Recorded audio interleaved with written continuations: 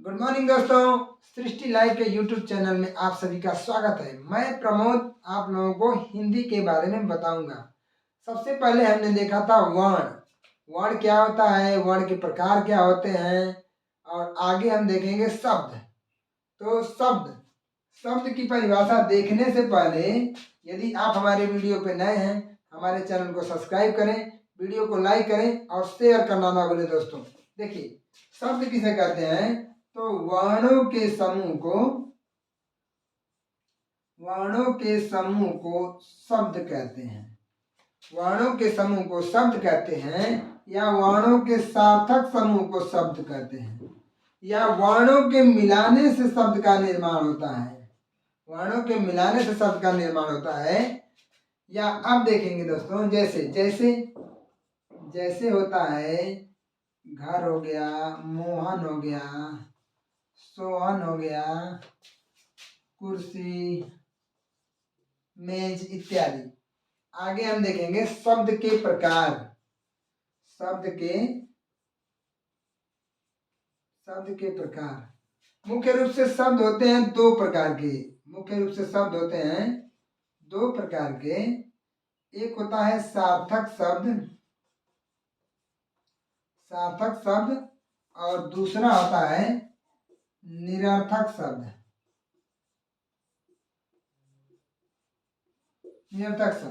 अब देख लेते हैं सार्थक शब्द की परिभाषा। तो सार्थक शब्द में क्या होता है, जिनके अर्थ यानी जिन शब्दों के अर्थ आसानी से निकल जाए। जिनके अर्थ आसानी से निकल जाए, जैसे मेज, कुर्सी, विद्यालय,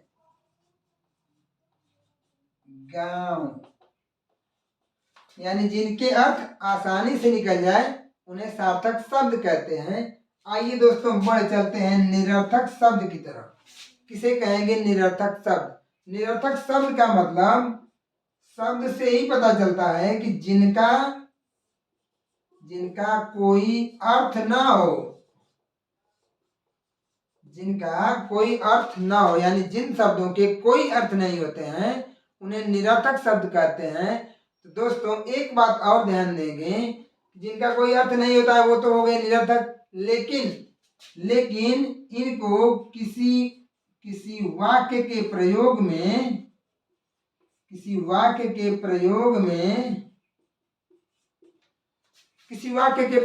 प्रयोग करने पे ये अर्थ देते हैं। जैसे मैं कहूं टन टन, मैं कहूं खच खच, इन शब्दों का कोई अर्थ नहीं होता है। टन टन, खच खच, खचाखच, इन शब्दों का कोई अर्थ नहीं होता है। लेकिन यदि मैं कहूं आपसे कि घंटा टन टन बजता है, तो इस टन टन का यहाँ पे अर्थ हो जाता है। तो इसीलिए ये हो गए निरर्थक शब्द। खच खच,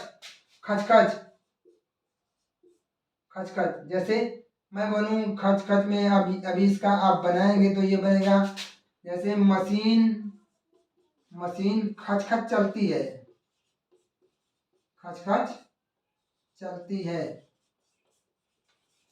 ठीक है। तो ये हो गया सार्थक शब्द और ये हो गए निरर्थक शब्द। मेरा ख्याल है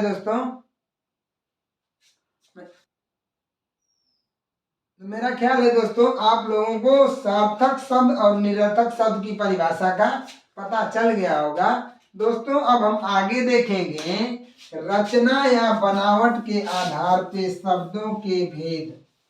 क्या देखेंगे? रचना या बनावट के आधार पर शब्दों के भेद। रचना या बनावट के आधार पर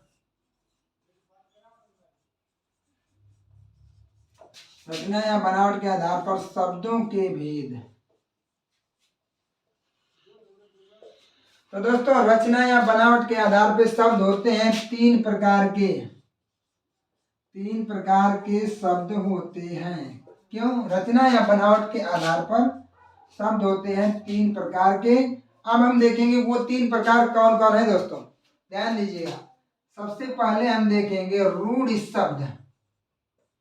रूढ़ शब्द। एक देखेंगे हम यौगिक शब्द। यौगिक शब्द।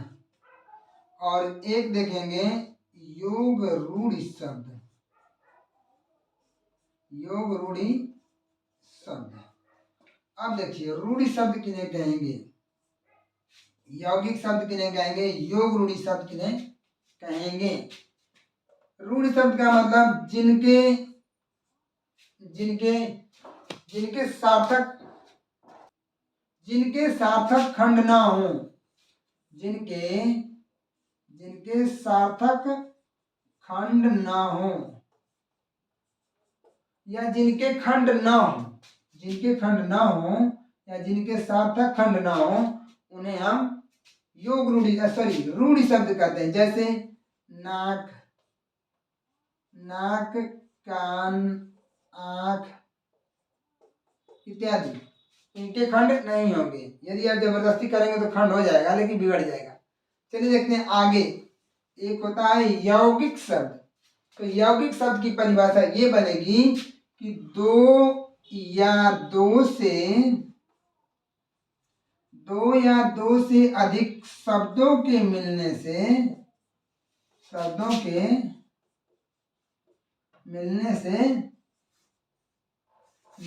बनते हैं। दो या दो से अधिक शब्दों के मिलाने से यौगिक शब्द बनते हैं, या दो या दो से अधिक शब्दों के मिलाने से जो शब्द बनता है उन्हें यौगिक शब्द कहते हैं। जैसे मैं कहूं रसोई घर, तो इसमें मिल गया रसोई और घर।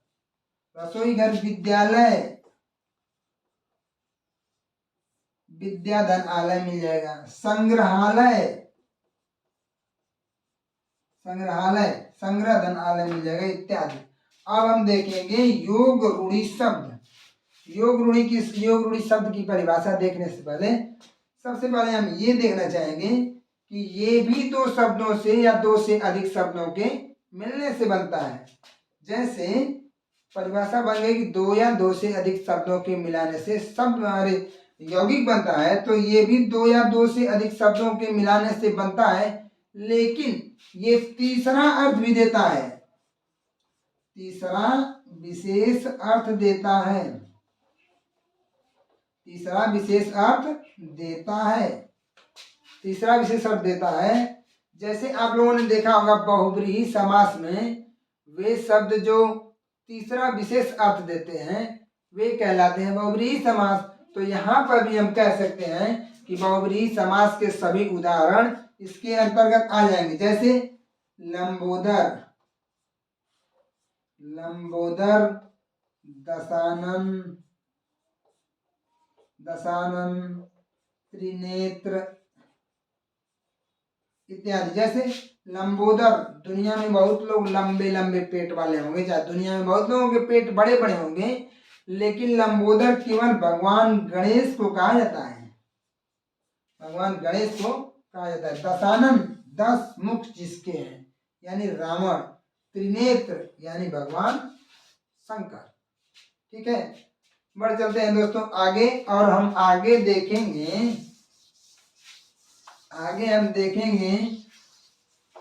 शब्दों की एक और भेद है, उन्हें देख लेते हैं।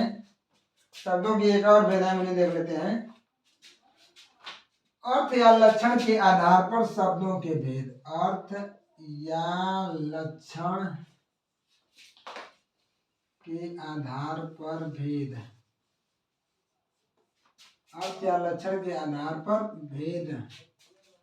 अर्थ या लक्षण के आधार पर शब्दों के भेद ये हो जाएंगे वाचक या अविधा शब्द। वाचक या अविधा शब्द। और दूसरा हो गया व्यंजना शब्द। व्यंजना शब्द और तीसरा हो जाएगा लक्षणा शब्द। तो दोस्तों एक एक की परिभाषा हम क्रम से देखेंगे। एक अब हम देखेंगे वाचक या अविधा शब्द। वाचक शब्द का मतलब जिनका अर्थ सीधा सीधा ले लिया जाए, सीधा सीधा ले लिया जाए, जिनका अर्थ सीधा सीधा ले लिया जाए, जैसे घर, नगर, विद्यालय, इत्यादि। इनका अर्थ हम सीधे सीधे ले लेते हैं, इसे हम कहेंगे वाचक या अविधा शब्द। आगे हम देखेंगे लक्षणा शब्द। लक्षणा शब्द यानी वे शब्द जो लक्षण लिए हों, लक्षण लिए हों, यानी जो शब्द लक्षण लिए होते हैं उन्हें हम कहते हैं लक्षणा या लाक्षणिक शब्द। जैसे राम ने कहा तुम बिल्कुल गधे हो, तुम बिल्कुल गधे हो। जैसे मैं कहूं कि आप एकदम कुत्ते हैं, ठीक है, आप एकदम कुत्ते हैं। जब तुम एकदम गधे हो तो आप गधे तो है नहीं, गधा एक लक्षण हो गया, गधे जैसे कमजोर है पढ़ने में, इसीलिए ये हो गया लाक्षणिक शब्द। अब हम आगे देखेंगे व्यंजना शब्द। व्यंजना शब्द हम उन्हें कहेंगे कि वे शब्द जो न तो वाचार्थ न ही लक्षणार्थ होते हैं, यानी जिनका न तो अर्थ होगा न ही लक्षण लिए होंगे, लेकिन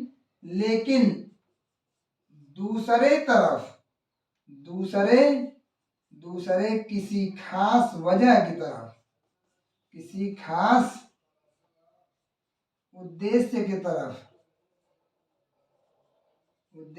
तरफ इंगित करते होंगे, दूसरे उद्देश्य की तरफ इंगित करते होंगे। जैसे चोर ने कहा रात अंधेरी है। चोर ने कहा रात अंधेरी है, तो रात अंधेरी का मतलब हर रात अंधेरी होती है, लेकिन चोर के कहने का मतलब कि रात अंधेरी है, इसका मतलब ये तीसरा अर्थ इसका ये होगा, खास पर्पज ये होगा कि रात अंधेरी है का मतलब कि चोरी करने का अच्छा मौका है, चोरी करने का अच्छा मौका है। जैसे आप लोग एक पिक्चर देखे होंगे जय वीरू वाली, शोले, उसमें क्या कहता है, जय कहता है वीरू से कि भाई मौसम अच्छा है, तिजोरी में माल ज्यादा है, झाड़ू मार के निकल लेते हैं। झाड़ू मार के निकलने का मतलब चोरी करके भाग जाना। तो इसी तरह हम कह सकते हैं कि व्यंजना शब्द वे शब्द होते हैं जो न तो वाचार्थ न ही लक्षणार्थ होते हैं, लेकिन तीसरे किसी उद्देश्य की तरफ इंगित करते हैं। दोस्तों आज के वीडियो में बस इतना ही, मिलते हैं नेक्स्ट वीडियो में। Tata bye bye. यदि आप हमारे चैनल पे नए हैं तो वीडियो को शेयर करें, लाइक करें और चैनल को सब्सक्राइब करना ना भूलें दोस्तों। Thank you.